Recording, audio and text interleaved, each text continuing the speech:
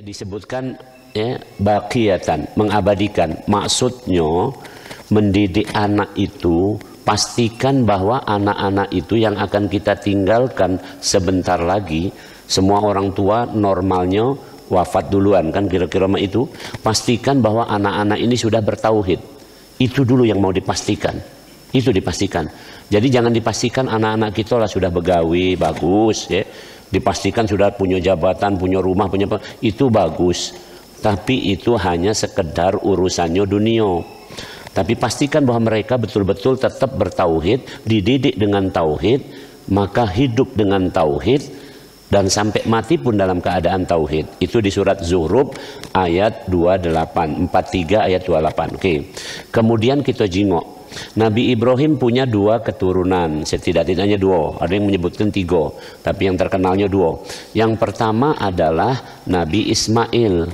Nanti dari Nabi Ismail akan turun di ujungnya keturunannya, ya, pamungkas para nabi, yaitu Rasulullah Muhammad sallallahu alaihi wasallam.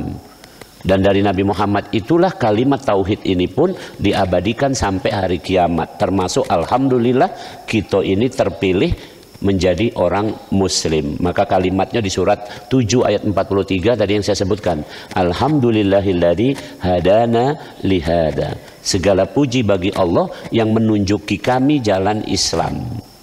Tidak akan mungkin kita jadi orang Islam kecuali atas petunjuk Allah, ya. Jamaah rahimakumullah, itu keturunan pertama Nabi Ibrahim. Yang kedua keturunan beliau adalah Nabi Ishak. Dari Nabi Ishak nanti ada Nabi Yakub. Nama lainnya Israel.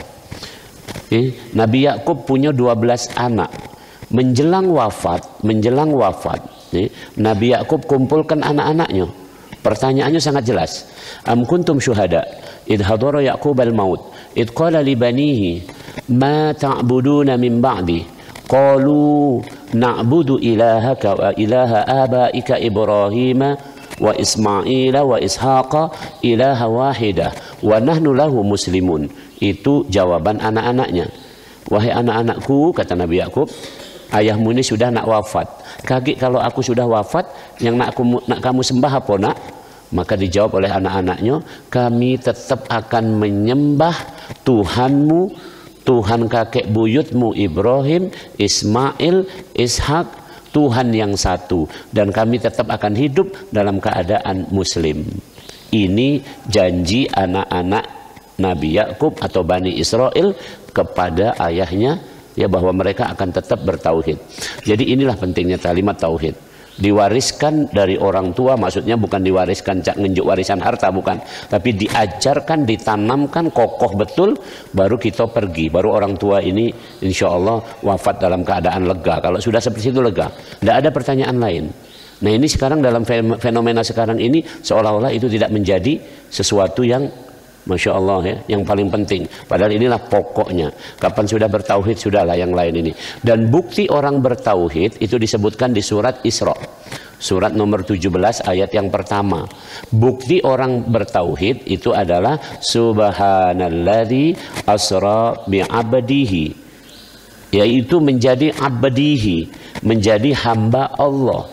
Bukti orang bertauhid adalah menjadi hamba Allah. Dan secara formal bukti orang menjadi hamba Allah adalah sholat. Ulangi, bukti orang menjadi hamba Allah secara formalnya, kejingoannya adalah sholat.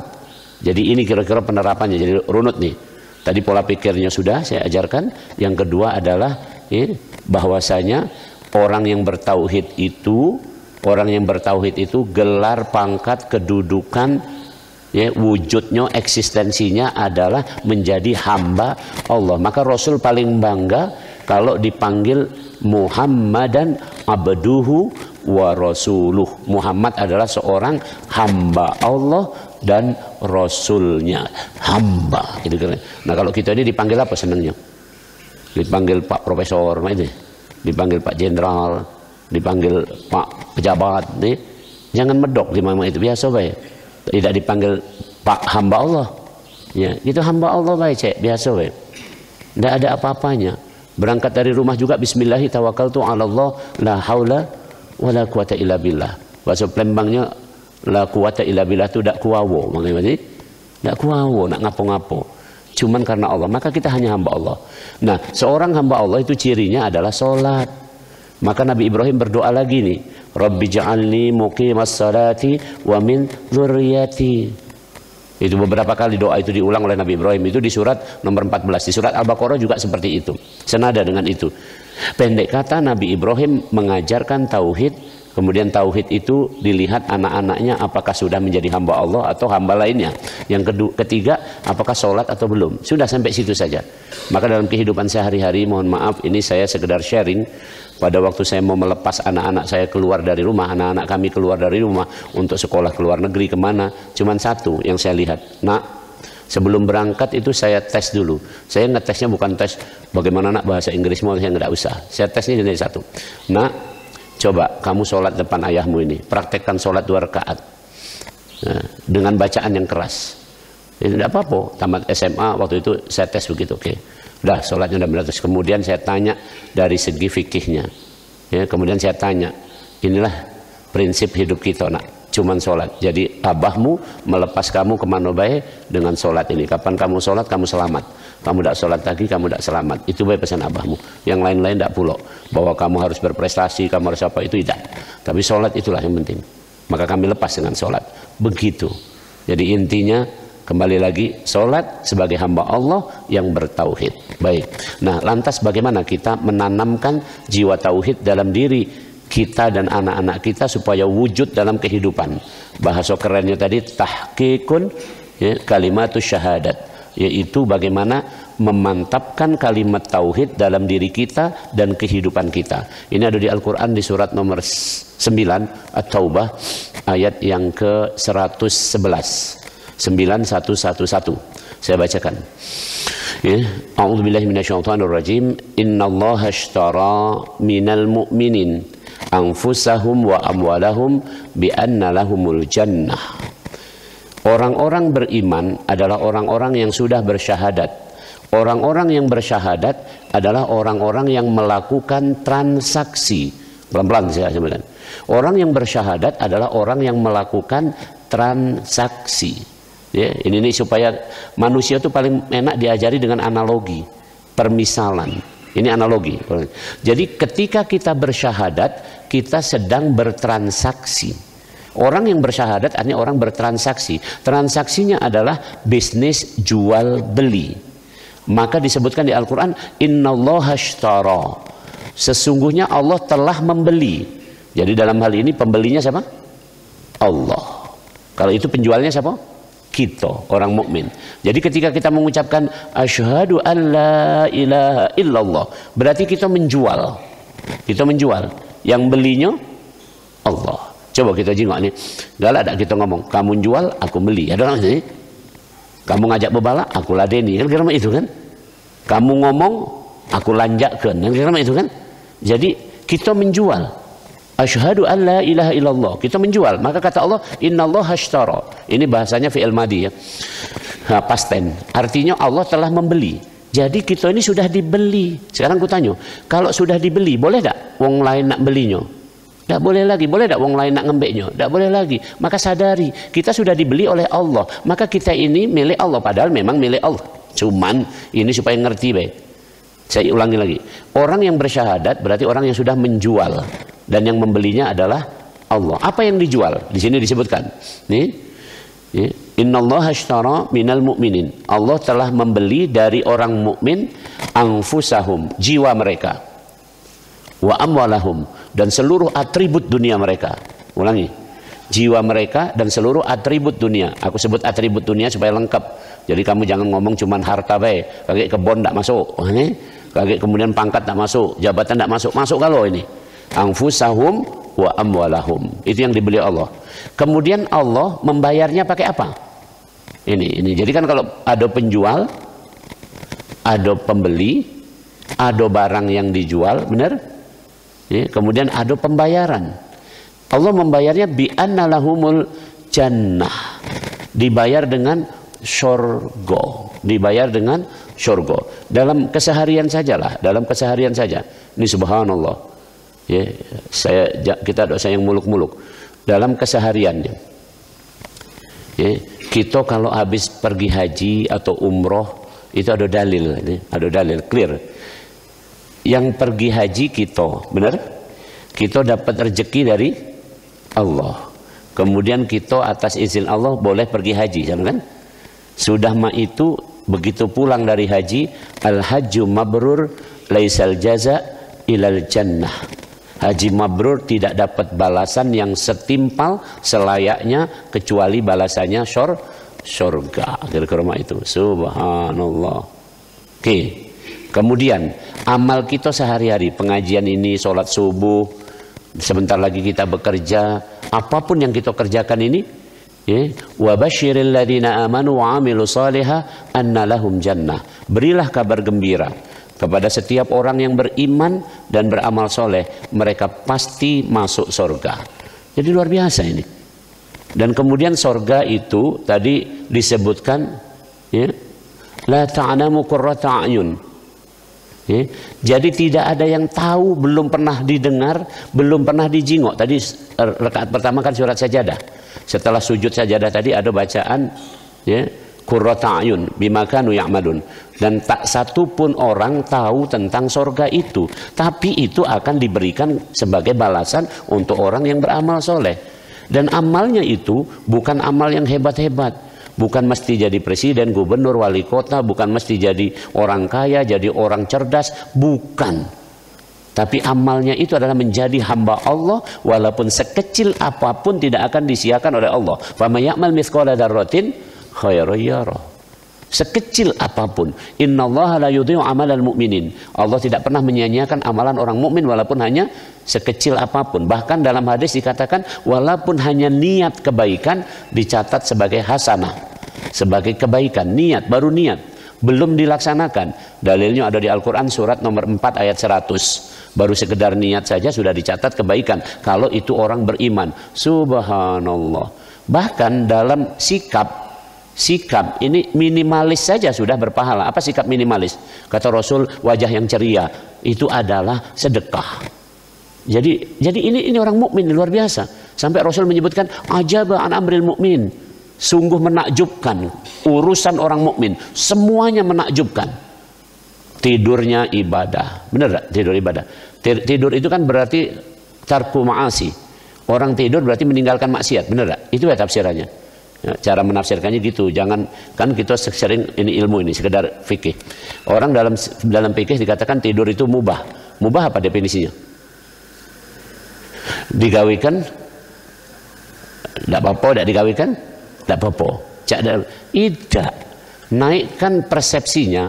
Mubah adalah digawikan berarti tinggal isinya apa?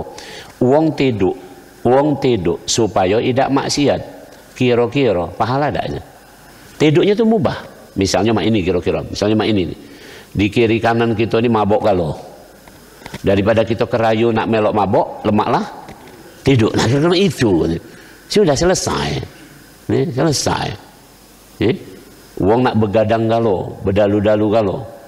Daripada begadang katakanlah katik gawe apa segala macam, tambah lagi agak sisip dikit mabok-mabok, tidur baik kita. Itu meninggalkan maksiat, tidur meninggalkan maksiat. Subhanallah. Itu namanya mubah tapi menjadi sesuatu yang bernilai. Nah, jamaah rahimakumullah. Jadi sekali lagi, bagaimana memantapkan tauhid? Tolong bayangkan, kita menjual, yang membeli adalah Allah. Yang kita jual apa tadi? Jiwa raga kita, jiwa raga harta benda semuanya kita jual kepada Allah. Allah membelinya dengan surga. Tidak usah nak kita ribut-ribut dulu tentang surga itu. Dalam bahasa agama kita, surga itu kaki, tapi yang ada sekarang adalah Allah. Sekarang aku tanya, surga itu kaki, tapi Allah ada belum sekarang ini?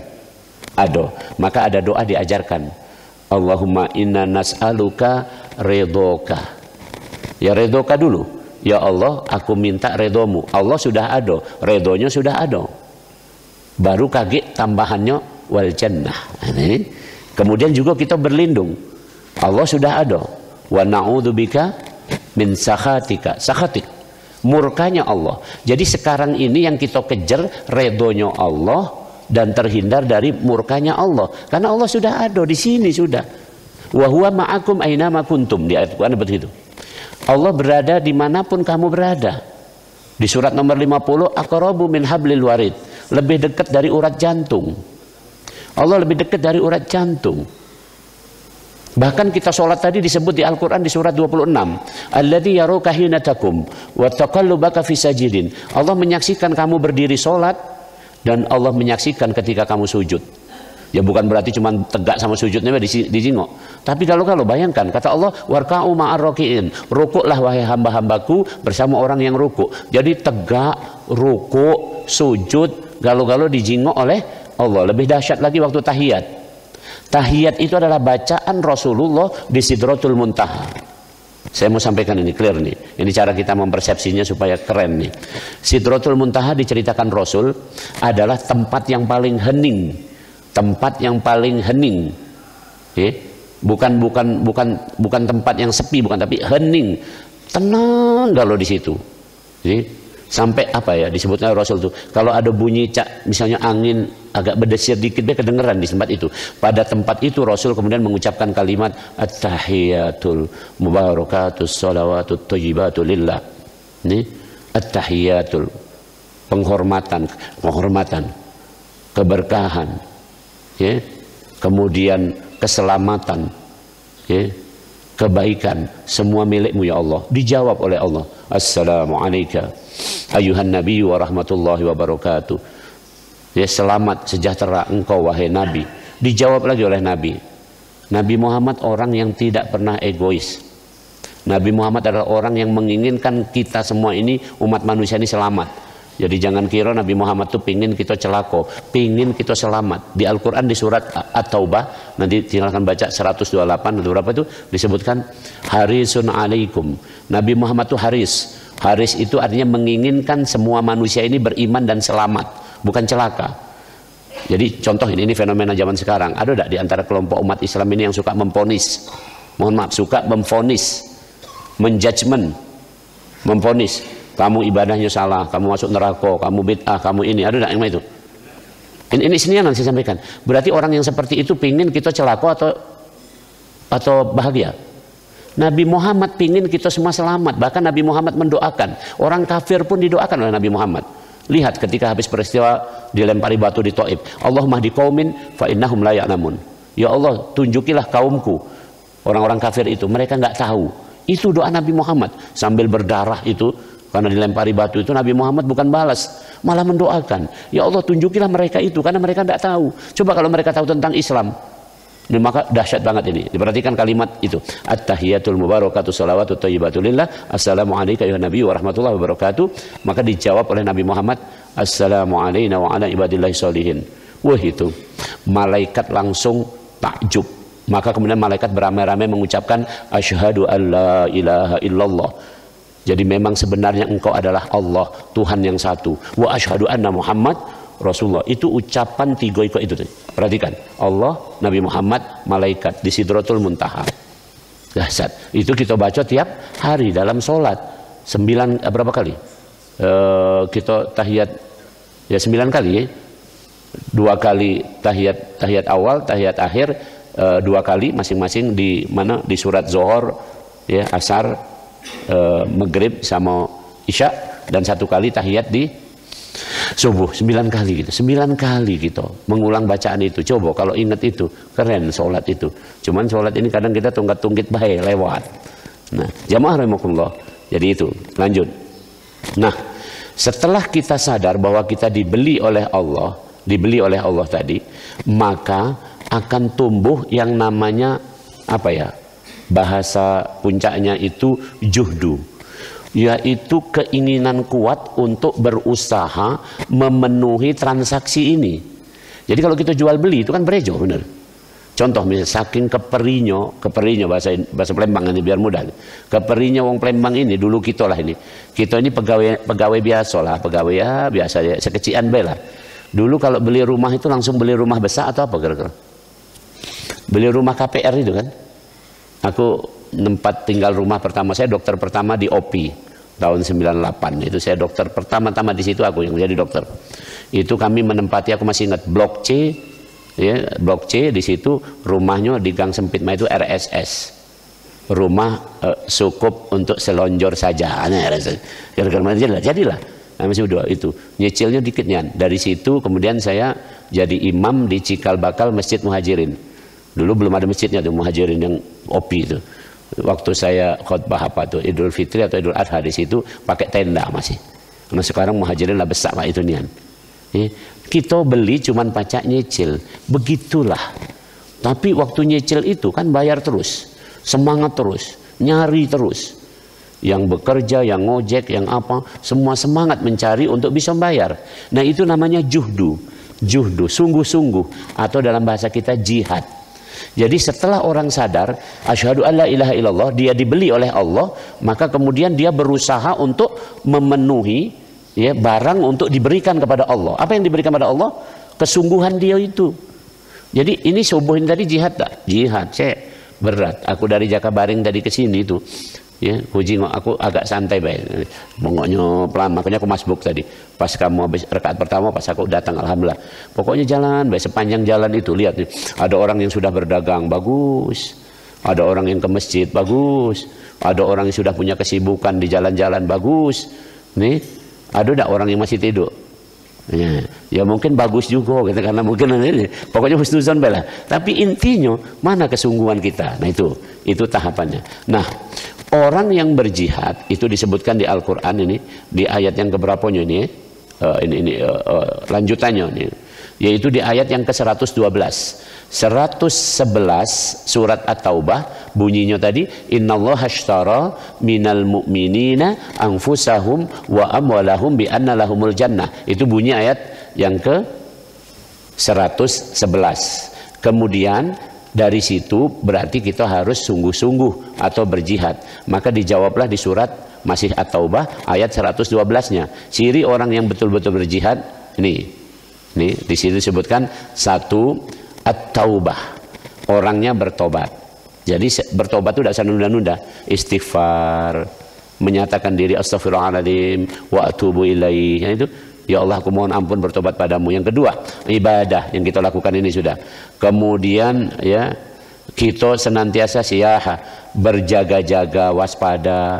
Kita ruku, di situ disebutkan ruku, sujud, nih. Kemudian mengajak kepada kebaikan, sedapat mungkin mencegah yang jelek-jelek. Kemudian ya al-hafidhuna li hududillah, menjaga aturan-aturan Allah. Jadi aturan-aturan Allah yang ada ini sudah jago bela. Aturan-aturan tidak usah nak muluk-muluk. Tidak usah nak sampai menjaga nih, misalnya contoh. Di Indonesia ini kan banyak nih yang muluk-muluk. Contoh, yang menjaga hakim namanya apa? Di Indonesia ini. Yang menjaga hakim ada komisi yudisial. Yang menjaga polisi apa? Ada Kompolnas. Yang menjaga jaksa? Komisi kejaksaan. Tapi kita jengok kisah-kisah yang kemarin ini yang terjadi. Duit 1 triliun, apalagi itu.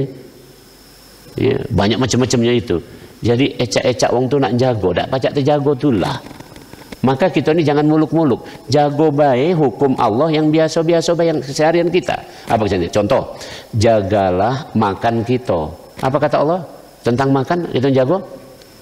Contoh, ya Yuhannas kulu mimma fil ardi halalan thayyiba. Wahai manusia, makanlah yang halal dan baik. Sudah, itu namanya jago. Tidak usah nak ngane-ngane, nak melok festival apa itu? Yang di Solo tuh. Ada festival sate guguk, festival apa lagi itu kesenianan itu. Kamu ini data, ini saya sebutkan data saja. Konsumsi guguk yang paling tinggi di Solo. Kemudian festival kemarin jelas-jelas banget disebut festival makanan tidak halal. Itu di sana juga terjadi. Bayangkan ini. Tidak ngerti lagi aku. Oke. Ya, ini contoh. Tinggal jago makan yang halal, maka di Palembang ini bersyukurlah. Kurang apa kamu? Kita sebut baik. Burgo, lakso, laksan, celimpungan, apalagi ini, ragit, ini apalagi sebutlah kamu kalau. Pempek kamu sebut, mulai dari pempek lenje, telo adaan, ya, pistel, macam-macam kamu sebutlah kamu kalau ada. Masih nak kurang, masih nyari yang aneh-aneh. Ya Rabbi Karim. Sejak kemarin itu, latio, makanan dari Cina. Di Cina dewek dilarang, di Indonesia dijual, keracunan lah anak-anak sekolah. Aneh kamu ini. Lebih baik pempek dos daripada makan itu. Itu contoh menjaga hukum-hukum Allah. Jadi tidak usah nak menjaga yang rumit-rumit. Saya akan menjaga hukum-hukum ini. Wah, keren nih yang jago baik makan. Yang kedua, jago apa lagi misalnya nih? Jago wudu. Ini tidak sembarangan menjaga wudu ini.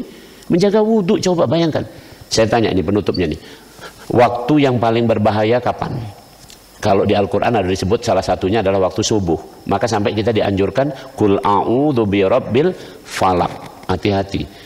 Orang subuh ini paling berbahaya. Berbahaya secara medis, ini buktinya ada, dan berbahaya secara makna. Maksudnya gini, secara medis, waktu subuh keluar hormon kortisol. Siapa tidak bangun akan rusak tubuhnya. Siapa bangun akan sehat. Ini sudah aku sampaikan ini berkali-kali. Itu bahayanya secara medis. Bahayanya secara apa? Agama ini. Orang subuh itu kan tidak tergantikan. Artinya boleh tidak kita subuh itu agak lambat-lambat dikit jam-jam 7 kan? Tidak itu kan? Ya subuh waktu subuh itulah. Nah, tapi yang paling bahaya banget, Rasul pernah menyebutkan waktunya ini ketika putrinya bertanya, ya Rasul, ayahku, aku minta ada seorang pembantu. Jadi Fatimah itu tangannya sampai kapalan, gara-gara tangannya itu harus masak, numbuk gandum dewe, sambil gendong anak. Luar biasa ini, berat nih, sampai Bilal nyingoknya kesian. Nah suatu saat Fatimah ngomong sama suaminya Ali, kemudian kata Ali, coba kita ngomong sama Rasulullah. Kemudian ngomong sama, ya Rasul, aku ini jinggot, nah tangan aku segala macam ini berat nih kehidupan ini. Dijawab oleh terus langsung minta, kami minta pembantu ya Rasul. Kan banyak itu, ada tawanan perang bisa jadi pembantu. Apa kata Rasul? Kamu mau enggak aku kasih sesuatu yang lebih hebat dari itu, lebih hebat dari pembantu? Ya tentu jawabannya mau, yaitu kamu baca subhanallah 33 kali, alhamdulillah 33 kali, Allahu Akbar 33 kali sebelum tidur. Tolong camkan, sebelum tidur. Jadi Rasul itu zikir yang paling panjang sebelum tidur, bukan habis sholat. Ini senianan ini, jadi usah kamu ribut-ribut. Jadi kalau habis sholat itu ada orang langsung baca Fatihah, biasa baca, tidak apa-apa. Tapi sebelum tidur orang baca zikir panjang-panjang. Dan itu individual, sebelum tidur. Maka lebih tepat lagi jaga sebelum tidur Rasul wudu, sempurna nian. Sebelum tidur wudu, zikir, ya, ditambah lagi kata Rasul, bacolah 2 ayat terakhir dari Al-Baqarah. Mulai dari amana rasulu bima unzila ilaihi mir rabbi wal mu'minun sampai fangsurna 'alal qaumil kafirin. Kalau malam itu laju, tidak bangun lagi subuhnya, maka kamu dijamin selamat. Nah itu clear, cuman itu waktunya, dalilnya keren. Jamaah rahimakumullah. Jadi kira-kira mah itu. Demikian hari ini kita sudah belajar tentang tahqiqun kalimat syahadatain, atau bagaimana kita memantapkan kalimat tauhid. Satu, kita menjadi penjual, kita jual jiwa raga kita, semua hartanya kepada Allah. Allah beli dengan surga. Maka caranya adalah kita harus bersungguh-sungguh dalam hal tadi sujud, ruku, sholat lah katakanlah, kemudian ibadah yang lainnya, kemudian kita tadi amar ma'ruf nahi mungkar, termasuk menjaga hukum-hukum Allah. Yang ringan-ringan saja menjaganya, jangan yang menjaga yang rumit-rumit, yang ringan-ringan, menjaga keseharian kita saja sampai kita nanti wafat. Demikian, mudah-mudahan bermanfaat. Tafadhol, kalau ada pertanyaan sikok bayi atau apa silahkan. Betul. Ada mikir. Sebentar lagi syuruk kan? Hah? Assalamualaikum warahmatullahi wabarakatuh. Waalaikumsalam. Menarik Pak Ustadz, tadi kan orang yang bertauhid, bertransaksi dengan Allah, Allah bayar dengan surga. Ini orang awam sering berpendapat mengatakan bahwa oh kalau gitu surga itu kan nanti katanya, kalau mati nanti, artinya ada tunda bayar. Ya, tunda bayar. Nah, bagaimana Pak Ustadz kalau seandainya saya sering ikut pengajian tauhid, ya kajian tasawuf itu, kalau kita balik misalnya, gimana pendapat yang mengatakan bahwa artinya kalau kita bertransaksi dengan Allah, jiwa, raga dan harta kita itu kita persembahkan untuk Allah Subhanahu wa taala. Jadi artinya dalam pengajian tasawuf itu kalau kita melayani Allah, maka dunia akan melayani kita gitu. Maka sering diterjemahkan ini wong-wong yang artinya imannya mantap, tauhidnya mantap, itu wong-wong yang pasti kehidupan dunianya itu sukses begitu. Nah, ya walaupun kesuksesan itu mungkin sangat relatif sekali Pak Ustadz. Bagaimana ini? Makasih. Assalamualaikum warahmatullahi wabarakatuh. Waalaikumsalam. Di surat 47 ayat yang ke-19 itu ada patokan. Surat 47 ayat 19, kemudian di surat nomor 3 Ali Imran ayat yang ke-18. Setidaknya 2 ikut itu. Ditambah lagi, kalau nak ditambah lagi boleh di surat Ali Imran ayat 191. Bunyinya adalah fa'lam annahu la ilaha illallah. Yang di surat 18 surat 3 ayat 18, syahidallahu annahu la ilaha illahu wal malaikatu wa ulul ilmi qa'iman bil qist. Yang di surat Ali Imran 191, ya, Rabbana ma khalaqta hadza batila subhanaka. Jadi bagaimana orang bisa tadi itu sampai kepada pemahaman yang kita sampaikan barusan ini, tergantung grade ilmunya. Tolong camkan, tergantung grade ilmunya, ilmu tauhid tadi. Kalau orang awam jangan nak dirumit-rumitkan. Kamu baca la ilaha illallah, kamu masuk surga. Sudah dem itu baik. Jadi masuk surga pokoknya gara-gara itu.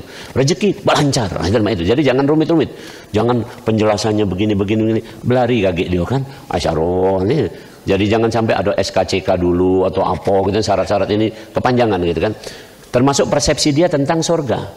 Persepsi dia tentang kesuksesan hidup ini kan. Ini subhanallah, enteng. Maka pernah enggak dengar ini? Ini kalau direnung-renung, tapi banyak orang miskin, orang yang fakir, orang-orang awam itu banyak tidak setuju. Kata Rasul, yang paling gancang masuk surga itu siapa? Rombongan siapa? Rombongan gubernur, wali kota, presiden? Wong-wong yang kita ini bahasa ekonominya menengah ke atas atau menengah ke bawah yang gancang masuk surga? Oh ya, orang-orang du'afa, orang-orang miskin fakir itu kenapa? Sederhana saja. Dan kemudian perhatikan kalimatnya ini. Surga adalah sesuatu yang kita bayangkan. Perhatikan kalimatnya. Sekarang ku tanyakan ini sekarang ini. Ya, ini mohon maaf ini, aku bukan nyinggung tapi aku memberi kabar gembira lah, menyemangati Pak Wo kita ini. Pak Wo kemarin dari Uzbekistan. Coba nyingok kan itu, lah nyingok galo-galo tuh. Coba kalau cuman di Palembang baik, yang dijingok cuman mamang bibi yang di sini baik kan itu, bibi-bibi di sini baik. Uzbekistan coba jingok tuh, betinonya mak mana? Tanyalah Pak Wo kayak gini. Nih, sorgo itu apa yang dibayangkan? Coba kamu bayangkan, wahurun ain ka'amsalil lu'lu'il maknun. Di surga nanti kamu dinjuk bidadari. Coba bayangan kamu mana? Kalau kamu cuma tinggal di Palembang ini baik, maka yang kamu bayangkan tetangga kiri kanan kamu itu paham enggak? Ada si anu itu siapa namanya? Ada Nyimas, ada Nyayu, ada di sana itu Bibi Edut. Nah, cuman itu baik yang terbayang gitu. Caknya biasa baik, tapi begitu sampai Uzbekistan mana-mana cacam-cacam. Saya pernah tinggal di Ankara, di Hospital Ibnu Sina. Saya ikut praktek di situ. Istri saya nggak ikut waktu itu. Nelpon istri saya, Mas, orang-orang Turki cantik-cantik enggak, saya bilang. Alhamdulillah. Belum selesai aku bilang, apa? Tapi sangat cantik. Coba bayangkan aja, kira-kira itu. Jadi surga itu apa yang dibayangkan. Jadi jangan rumit-rumit. Makin berilmu itu mestinya itu tadi sampai simpulan bahwa yang penting itu ridho Allah. Surga tak surga lain itu makin berilmu, ingat-ingat. Tapi kalau makin yang ke bawah, kenapa gancang masuk surga? Bayangkannya makanan cuma apa? Godo-godo. Gampang, malaikat itu tidak rumit. Sep yang di surga itu tidak rumit. Kata malaikat Ridwan, siapkan godo-godo, mudah, untuk siapa? Karena yang terbayang, surga itu yang terbayang. Terus kemudian siapkan pengantin, yang mana? Yang biasa baik, yang dari semuntul baik. Karena orang ini sederhana begitu, itu cara penjelasannya. Tapi giliran kita makan nak spaghetti, nak apa nama itu segala macam, pokoknya nama-nama yang aneh-aneh lah itu. Perempuan nak yang pakai sunscreen, yang nak apa segala macam, rumit bayangannya. Nah, maka yang paling pintar, yang paling bagus ini adalah orang yang makin sederhana kebutuhannya. Itu orang yang cerdas. Ini penutupnya dari pertanyaan ini tadi. Jadi boleh. Jadi orang-orang sufi itu sebenarnya dilatih supaya sederhana apa yang dibutuhkan dia. Makin sederhana yang dibutuhkan, makin cerdas orang. Nah, makin cerdas orang itu makin bertauhid. Kira-kira itu hubungannya. Demikian. Bismillahirrahmanirrahim. Kaki pacak diskusi di situ di depan yang mambu-mambu ini. Bismillahirrahmanirrahim. Alhamdulillahirabbil alamin. Allahumma shalli ala sayyidina Muhammad wa ala ali sayyidina Muhammad. Rabbana amanna bima anzalta wattaba'na rasula faktubna ma'asyahidin. Wahai Allah, kami beriman kepada apa yang kau turunkan dan kami mengikut Rasulmu. Catatlah kami sebagai sebenar-benar orang yang bersyahadat, orang yang bertauhid. Walhamdulillahirabbil alamin. Assalamualaikum warahmatullahi wabarakatuh.